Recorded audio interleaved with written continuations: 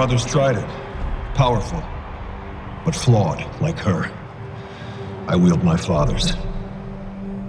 And it has never known defeat!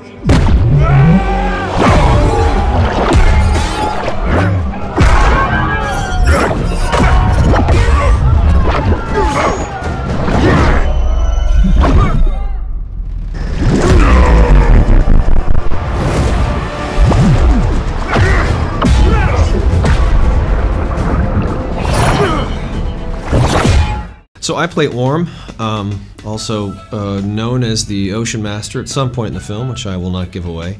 But Orm is the younger brother of Aquaman, who obviously Jason plays, who's the half-breed in my eyes. I'm a purebred Atlantean and should be king of Atlantis, and I am the current king of Atlantis.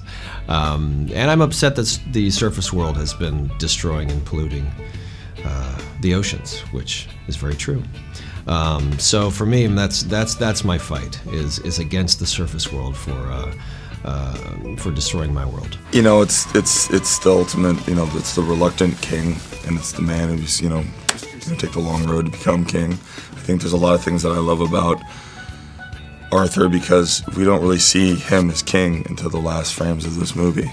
So it's really about him becoming that, and you get to see him as a boy and what it was like and what it must have been like to be raised that way and also have those powers and not be understood and not know how to harness them.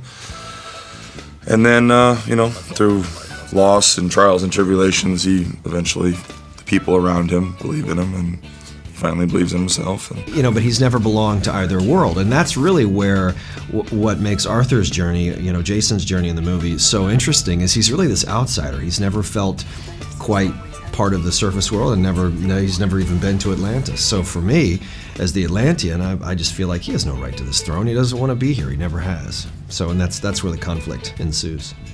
We're here. Wait, what are you doing? You didn't have a parachute. Redheads, you gotta love them. You know, I am so excited that I get to play a character like this that represents a more modern approach to not just storytelling, but to female characters.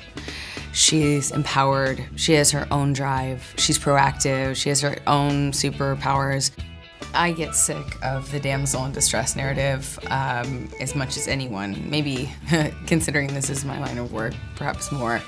But I think I do get relatively as bored with it as an audience member does. The average viewer doesn't want to see the same formulaic approach that's outdated and two-dimensional, represents women in a very narrow light. It seems boring and uncompelling for not just a female audience, but for men as well.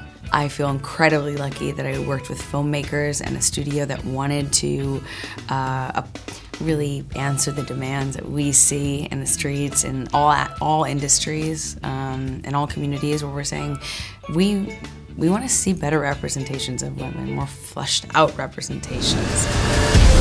אקוומן, בקולנוע.